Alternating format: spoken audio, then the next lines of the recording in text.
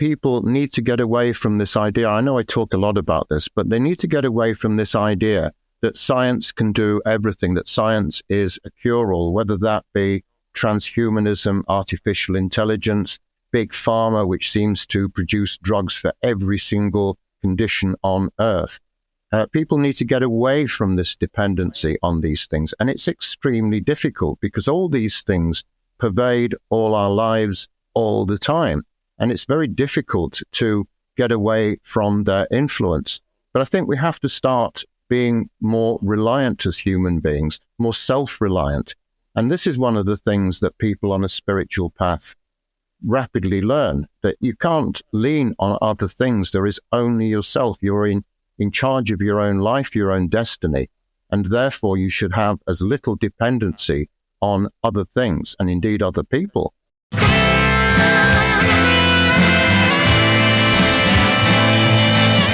Hello, everyone, and welcome to episode 5 of That Death Show. How are you feeling today, Tim? How are you feeling? Well, I'm certainly feeling a little closer to death than I was when we spoke last time. But apart from that, oh no, all things are functioning well. Thank you very much indeed. You are welcome. You're welcome. You know, we're all closer to death than we were last week, which is interesting. And I find that I'm okay with that. And that's the whole point of what we're doing here. I want to remind everybody, though, too, please, on our YouTube channel, at That Death Show, give a watch to Tim's most recent documentary, which is called The Myth of Death. It is winning film festivals round the globe. People are recognizing it. You can watch it absolutely free. Again, at That Death Show on our YouTube channel. And I think you're working on something new, aren't you, Tim? You have a new film in the works. Can you tell us about that real quick? Yes, I've been struggling with this today, and this is a film called The Eternal Thread, and it shows how certain timeless ideas, which we call the ageless wisdom or the perennial philosophy, go back into the deepest parts of human history. So it's an esoteric history of the Earth going back around 6 million years, which I'm trying to shoehorn into an hour, and it's proving very difficult. And I hope it doesn't prove to be the death of me, Anne. Gosh, it is a theme that runs through. You've got all of that time condensing it into an hour. And the big thing about what Tim does is he takes these ageless teachings and he explains it in language you can understand, anyone can understand. And that is not easy to do. He is a machine with the way that he writes. He's an author, a filmmaker, and so much more. As a matter of fact, I've got in my hands here, Tim, we have your Everyone's Book of the Dead. So I've got Everyone's Book of the Dead here, which is available at firewellbooks.co.uk. And I was thinking, Tim, we've been doing this little baby podcast now for 5 weeks. It's probably time we start acting like a regular radio station and give away booty. That's what we called it. We called it booty, like pirate booty. And if I was in the radio station, I'd answer the phone, That Death Show, what's your favorite podcast? So what I'm thinking is I can't do a call-in to have them win. What I'm thinking is for those of you who are listening and viewing, if you can, please like, rate, subscribe, comment. I'm going to be taking a list of names from everyone who does that this week, and we'll do a drawing. And this is a £20 value. This is Tim's book, Everyone's Book of the Dead. We will give away 1 copy. Would you like to give them a little plug for what is in this gem of a book really quick? See what they're winning. Well, the book goes through a number of different aspects of death. It looks at attitudes to death. It looks at the process of dying. It looks at what happens to us once we're dead. It looks at the materialist view of death, which is what we're going to be talking about today. And it looks at death and funerary practices throughout history from, many ancient tribes and civilizations right up to the modern day. And it also looks at death of other things, the death of ideas, the death of old technologies, and how death is intimately interwoven into this cycle of life. That is so true. I'm so grateful for you for the work that you do. Tim also has more books available at firewellbooks.co.uk. He's even got a Substack possibly in the works, and maybe even a Buddha at the gas pump bot, which is modern technology in a way I can't even hardly get my head around it. Well done for the folks over at Buddha at the Gas Pump. Not that they need a shout out from this tiny little podcast. but they're doing some wonderful things over there. So we're also going to be having some very inspirational speakers on with us, with Tim and I here on That Death Show. One of them being our very dear friend, the beloved one and only Dr. B, as Tim calls him.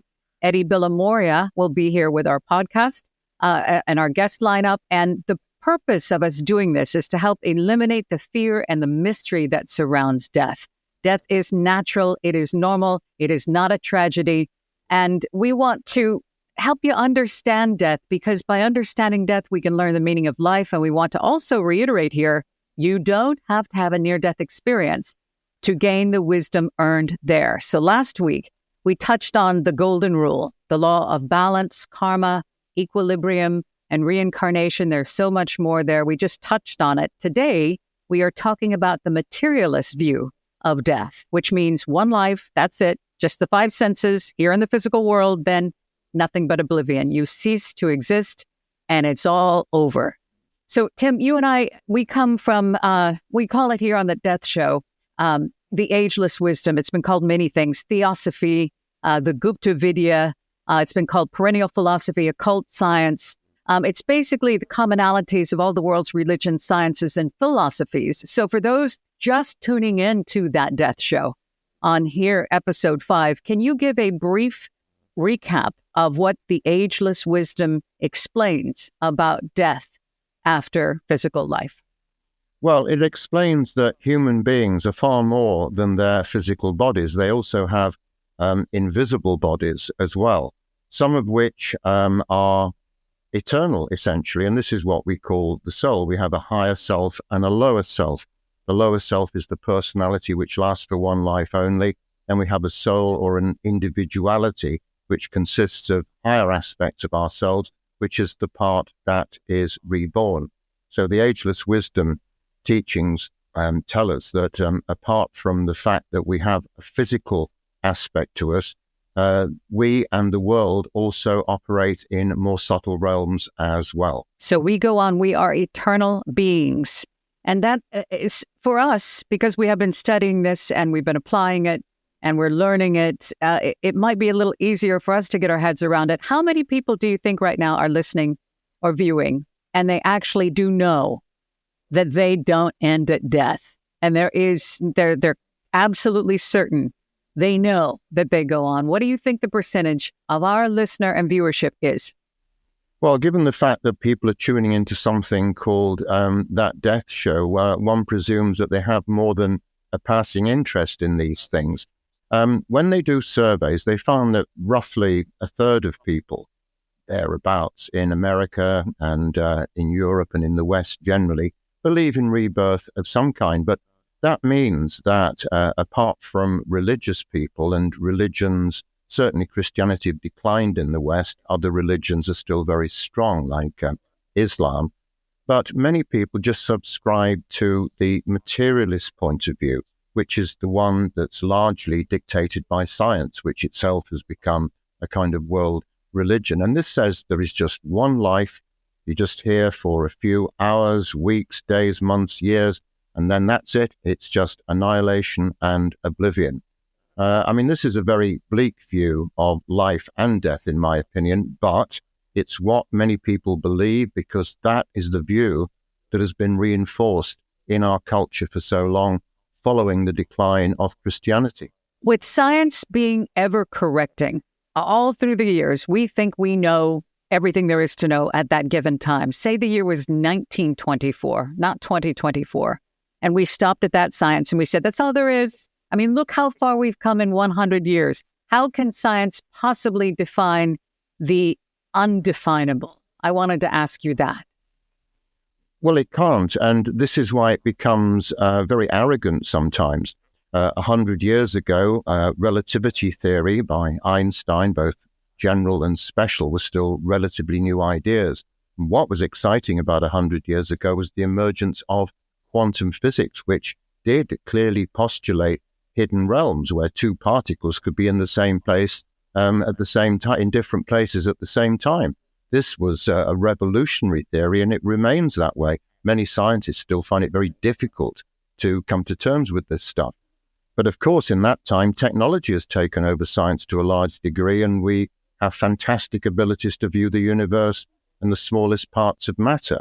But nevertheless, science still only concentrates on the physical. And as the famous and neglected inventor Nikola Tesla said, as soon as science starts looking at the non-material realms, it will learn more in the next 10 years than it's learned in its history. And I think this is a very crucial point, and I do think it's starting to happen. That is so comforting. That is so comforting. What are they afraid of? Is it material wealth? Is it control of the masses? Why do you think science wants to call people like Eben Alexander, Eddie Villamoria, Peter Finnick, all of them heretics? What are they afraid of? Because they're trapped by their own myopia, because science is based on physics being the physical world.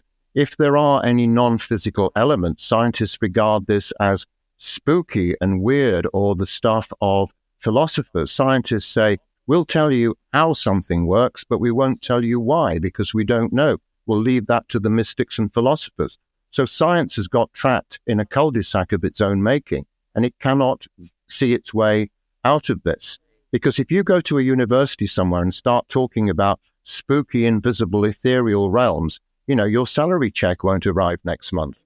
That's true with Rupert Sheldrake. He's also one of the biggest heretics because he's pushing the envelope, but more and more and more are coming out. And speaking of it being a philosophical question, how do you think the fear of this oblivion, where we literally live just this life and then we completely cease to be, do you think that that's why people are so worried about leaving some kind of a legacy for their loved ones, or desperately, what I don't understand is they're like, no one will be here to remember me. I'll be forgotten. Do you think that's why we concentrate so hard on trying to leave our mark here on planet Earth?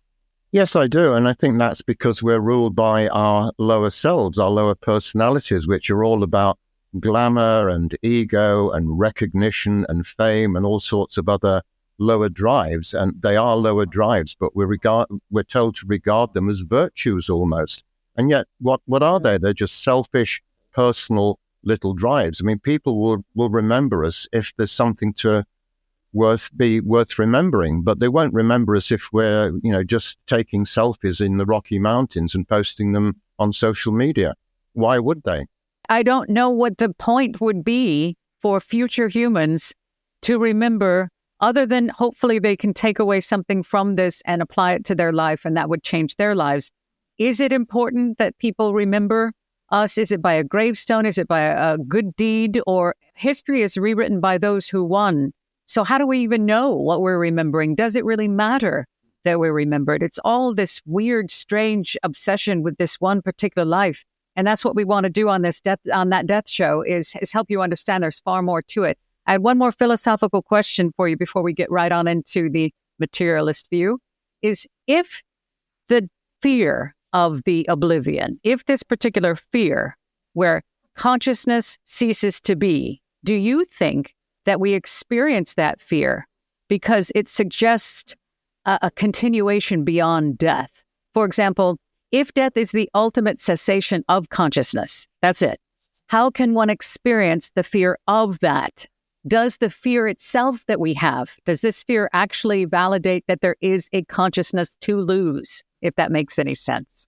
Well, when you think about it, this view is quite irrational, isn't it? Because what is there to fear if there is oblivion? It's a contradiction in terms, because if you have no consciousness or feeling or perception of any kind and everything ends, then you're not going to know it anyway. So even people who just believe that death is annihilation have nothing to fear anyway. But it's not that way anyway, as we know. And certainly annihilation is just a human construct that I think has emerged or been created. I don't know how it's arisen, but it frightens people. And when people are frightened, they're much more easy to control, aren't they? Yes, they are, very much so. But I think because of the internet, which I see, how do you feel about the internet? Do you think it is a plus or is it a minus for humanity? What do you think about the internet real quick? Well, I have very mixed feelings about it as someone who uses it extensively for his work. I mean, I think it's absolutely marvelous on the one hand. On the other, I think it's just polluted sewer of degradation and destruction. I think a lot of it is just really horrible, the stuff that goes on there. But it's like, a chisel, isn't it? A chisel can carve a beautiful thing, or it can stab someone in the back.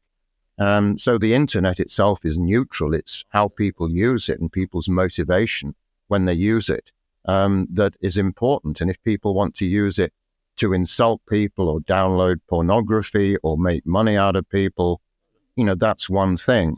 But that is just a reflection. The internet is just a reflection of human behavior, which isn't always terribly good, is it? No, that is, again, right there, nail on the head. It is how we use it. We now, for the first time in history, have access to libraries and places and information that we have never had before. This whole world has distant shores become one beach. We can use this to our advantage or our disadvantage, as you so wisely described. I was thinking about when we were talking about many people who feel that life ends at death and you're no more. There was a psychology experiment that I remember Dr. Wayne Dyer talking about years ago, that he said in college he had to write a paper about what life would be like on Earth without him in it. And he said that many people in that class couldn't do it. If I was to ask that question of you, Tim, or our viewers or our listeners, could you sit and write a paper or a book about the world that you did not exist in?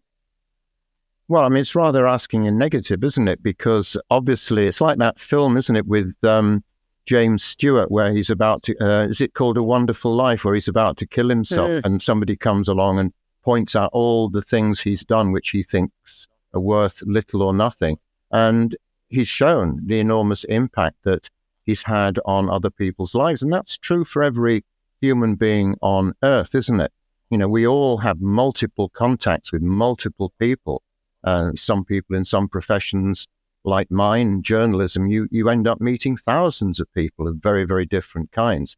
So to say that, the world would have been a worse or a better place with or without your presence, I mean, it's just a kind of, I don't know, it strikes me as being quite a narcissistic thing to do in some ways. And I would leave it for others to judge and not for us to judge ourselves on this. I understand. Some people can't imagine this life without them in it. And we will say from the teachings, these ancient, ageless instructions for life and death, everything is absolutely essential and necessary for it to exist. You are essential. You matter. You, Tim, and everyone else. So as we get into this materialist view, which we talk about, and science, do you think, though, because there's lots of things online now about science and spirituality meeting, where they intersect. Is this going to happen, or is it happening now? It is happening. It's been happening in some small measure for quite a time now. You mentioned Dr. Rupert Sheldrake, who's one of the real pioneers in this. He's been going on about this stuff for 40 years, and his career has blossomed as a result of it, even though they've tried to cancel him at every opportunity. The editor of Nature at one point suggested that one of his books should be burned in some sort of Nazi-style book-burning orgy, which is not something that a prominent scientist should say. So is it happening? Yes, it is, but the pressures there and the vested interests, and let's not forget that science is largely driven by money and by reputations and all sorts of things like that. And therefore, there's a lot at stake here. And science doesn't like to have to forsake its sacred paradigms. It doesn't like to have to rewrite its rule books, even though, of course, it does have to do these things because of discoveries that it makes. But it remains very much an ossified and crystallized mindset which somehow prevails. And those who offer an alternative view of non-physical realities, like Rupert Sheldrake, like Eddie Villamoria, like a growing number of others, and I suspect there are young scientists now who are really starting to pick up on this thing. So I think in coming decades, we are going to see much more of a crossover, if not an outright consensus. I think there will be a greater influence of spiritual and timeless principles on hard-nosed science. At least I hope so. Me too. I would have to say in my understanding, that science and spirituality are like the same thing. Nature, it's the same thing. But that might just be because I spend a lot of time with the teachings and it's what my current understanding is. I totally get that they want to control, it's money, that there is money. But if we were to go 25 years, 50 years into the future, the science that we have on this day in November 2024 will be vastly different. And it seems to be going at a much faster pace than ever before. The technology is just mind-blowing. Even in setting up this podcast, it is decades and light years away from what it was like pushing a button and going out on the terrestrial stick. Since we are looking at the materialist view of life is all that there is, this particular life, and then nothing but nothingness, can you help us understand, Tim, what the materialist view of consciousness would be, or awareness, or life would be, please? Well, it's quite simple. Materialistic people believe that only the physical world exists. That's all there is, just atoms and molecules and protons and all the other particles. That's it. There are no subtle dimensions or hidden realms, nothing of a physical nature. Because of that, they insist that consciousness must be generated by the brain. They say without a brain, there can be no consciousness. That's why things like near-death experiences really disturb them, because they think there must be something happening in the brain, even though the brain is dead. And they can't accept this. It's very limiting to have this particular point of view and not to accept that there are other dimensions which we operate in. Like we've said before with Eben Alexander's experience, him being a neurosurgeon, he really, blew the roof off with that, saying, I was absolutely dead and I know the science. So I'm telling you this is a real thing. And with all of the near-death experiences coming back, because we're able to bring people back and because people are now brave enough to put them out there online, on YouTube's videos and books, we're now able to see and have more information. Surely there is far, far more than just what we can see, taste, touch, hear, and smell. So in this materialist view, as they're looking at the very, very ending, this is the very last thing. How, if somebody's listening right now and they're listening to that death show only out of curiosity and they are feeling absolutely that when they die, it's just the dirt. And you say, as you say, good night, Vienna. What would you say to them about this new information that's coming in, or about the teachings we talk about here? How would you give them comfort, or how to live the best life? I think it's very difficult to convince people who are utterly convinced, down to the deepest level of their being, that the physical world is all there is. Once people start believing things collectively, the collective consciousness, the collective mind, what is fashionable, what is acceptable, is very, very powerful in influencing the way that people think. And one of the problems is that materialists tend to decry and deride all these other notions. They call it spooky or superstition and use words like this. And even if there is persuasive evidence of non-physical phenomena, which there is in the world of psychic studies and telepathy and that sort of thing, even if there is overwhelming evidence, they will choose to ignore it and to ridicule it because it doesn't fit in with their worldview. And this is the problem with science. Although it's expanding, although it's always making new discoveries, it remains essentially quite narrow-minded and tunnel-visioned a lot of the time. Wasn't it last century that they were even talking about in quantum physics, when things would happen that they couldn't explain, they actually used the term spooky because it's outside the realm of what they can understand. So I think we're headed in the right direction. I do have some hope. And I wonder, though, how some people go, if you're watching a movie and there's a genie that says you got 3 wishes and one of them is to be immortal. I don't get that. Would you want to be immortal in this body, Tim? Well, we are immortal beings. It's just that we're not immortal in the same body. We occupy a succession of bodies, but we have an immortal principle, which you can call a soul or a spirit or whatever word you ascribe to it. But we are immortal anyway, so why you would waste one of those wishes and choose immortality when you've got it anyway? You might as well, get a nice Ferrari or a a chateau in France or something like that.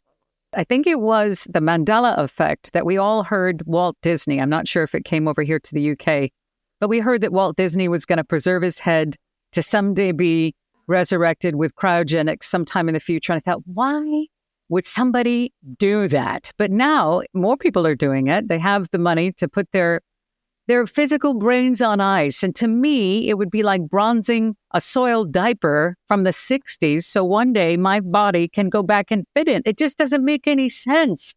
What are your thoughts on the physical quest for immortality? Is it our lower self? Is it our ego? Is it greed? Is it selfishness? Is it delusion? What are we doing? It's all those things, Anne. And it's because we are largely ruled by these little lower selves which don't have very much vision. And these little lower selves are often not in contact at all with their higher selves. And we all have potentially a higher self, and it's up to us to connect with it. But that's why people, out of a sense of complete insecurity, want to try and preserve themselves for the future. This is one of the most absurd things you could possibly think about. But, some people with $200,000 to spare get their bodies frozen at minus 270 degrees in liquid nitrogen until such a time that science can revive them and cure whatever it was that killed them in the first place. If you're on a budget, don't worry. If you've only got $60,000, you can just get your brain frozen instead. But what happens when and if these are revived? And I mean, can you sue them for breach of contract if they don't revive you at some point? But what happens when they do revive you? You're just going to have a soulless lump of meat. It's not going to have any of its energizing and dynamic principles like an etheric body, which is the energy body. It's not going to have a soul. It's not going to have any of these things. It will just be a robotic lump of meat and no more. And people will have wasted their money. They could have bought, something much more rewarding. I'm thinking perhaps if science was able to do that, maybe the higher self would wait around in those earthly years just to stick around and tell you what a stupid idea that was, because you can't do that. You can't preserve the absolute. You can't preserve something outside of what we currently are. I think it's a ridiculous idea too. Absurdity with massive just mistakes, but we're learning as we go. And with this cryogenics and the technology we have today, we have AI stepping up to the plate. And the same kind of thing, this came in really heavy in March of 2023. And now I'm getting some comments from our stuff online. People are saying, do you think that AI is conscious enough to be able to convince humans to give AI the power to take over humans? And I answered now really quick in my own understanding. I answered the best of my ability, saying that there are astral energies, there are entities that can inhabit and interact with objects. But as far as we know, and from what Dr. Billamoria, Eddie, says, consciousness manifests itself as matter, not in matter. How would you answer this question about AI? Is AI going to take over the world, Tim Watt? Well, before he died, Stephen Hawking said it was the greatest threat to humanity that he could perceive. And he wasn't exactly a stupid person, was he? So if people of his caliber are predicting the dire consequences of this, we do have to take note. But this is another problem with science, because science is at best amoral and sometimes deeply immoral. Let me give you an example. Back in the 1950s, they built a bomb that was many times the size of the bombs dropped on Hiroshima and Nagasaki in 1945. And the plan was to explode this not underground, but in the atmosphere when they still permitted those kind of tests. The scientists at the time had no idea whether it would vaporize the atmosphere of the Earth and therefore end all life. But they said, hey, so what? Let's do it anyway. They did it, and luckily it didn't have that dire effect. But this just shows that they will do stuff without any kind of thought or any ideas about the consequences and the implications of what they do. So all this stuff about AI and the fact that transhumanism can somehow enhance the human experience. This is just ridiculous stuff. And they say, okay, well, let's pause AI for 6 months and just give it a time to assess the situation. But they won't do that. This is what will happen. People will become more and more dependent and addicted to this stuff. They will use it more and more. Fact will become absolutely indistinguishable from fiction. We're all already living in a post-truth era. When AI and transhumanism and all these other things take over, God only knows what's going to happen then. Maybe these are just more ways for us to learn our lessons, more complicated ways for us to remain man, know thyself, and actually navigate through the world, which is a very difficult place to be. There's so much there. There is so much there with AI and preserving this physical body into immortality. Again, for those just listening, we really want to help, again, eliminate the fear and the mystery surrounding death. We are all going to die. And as Tim says all the time in The Myth of Death and on this show and all the talks he gives and in the book, which you can win, by the way, which is Everyone's Book of the Dead. And all you have to do is like, comment, share. And I'm going to draw from the names this week. Death is not fatal, final, or permanent, and it's not a tragedy. It's not. And it happens to all of us, and it's completely natural. So are there any final thoughts, Tim, on the materialist view of death? There's so much we didn't cover. Is there anything you'd like to add? Well, I just think that people need to get away from this idea. I know I talk a lot about this, but they need to get away from this idea that science can do everything, that science is a cure-all, whether that be transhumanism, artificial intelligence, big pharma, which seems to produce drugs for every single condition on Earth. People need to get away from this dependency on these things. And it's extremely difficult because all these things pervade all our lives all the time. And it's very difficult to get away from their influence. But I think we have to start being more reliant as human beings, more self-reliant. And this is one of the things that people on a spiritual path rapidly learn, that you can't lean on other things. There is only yourself. You're in charge of your own life, your own destiny. And therefore, you should have as little dependency on other things and indeed other people as possible. You know, ultimately, this is a lone game and we have to learn these lessons by ourselves, obviously with the help of others, but principally we are the architects of our own futures. It is supposed to be done by yourself, on yourself. No one can dole it out to you. You cannot be initiated by paying money or subscribing or joining anything. This is a work that is done on you, all right, with your own understanding. It is self-analysis leading to self-transformation. We have to start to learn to work with our planet because we are eternal and we will return either here or another planet like it. We must work in harmony with nature. We've got to be responsible. And by taking self-responsibility, that's the place that we begin. So we just try to tell you what these ageless teachings share, and then you take that and go with it. You go and understand. We can put links to texts. Tim's book has them in them. Eddie's book has them in them. They're ageless and they belong to everyone and solely to no one.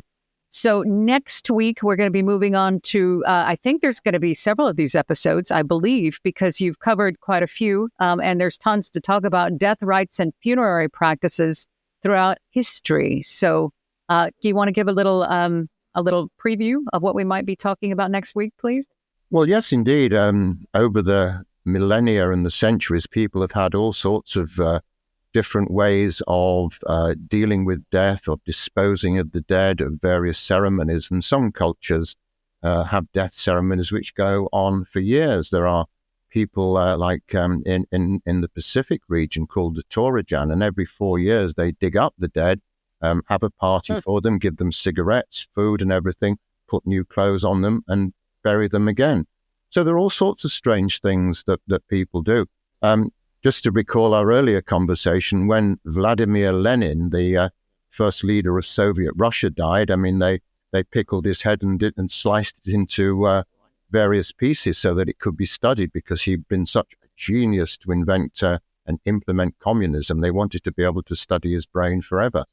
And of course, looking further back in history, the Egyptians, their whole life was about preparing for death, and they went to extraordinary lengths to mummify bodies and create wonderful tombs and sarcophagi. So we can look at all these things about how people have had very, very different attitudes to death, right up to the modern day now, where a lot of people don't want funerals anymore. They just want, to be oven ready, if you might put it that way, and just go direct to the crematorium without all the fuss and the frippery and indeed the expense.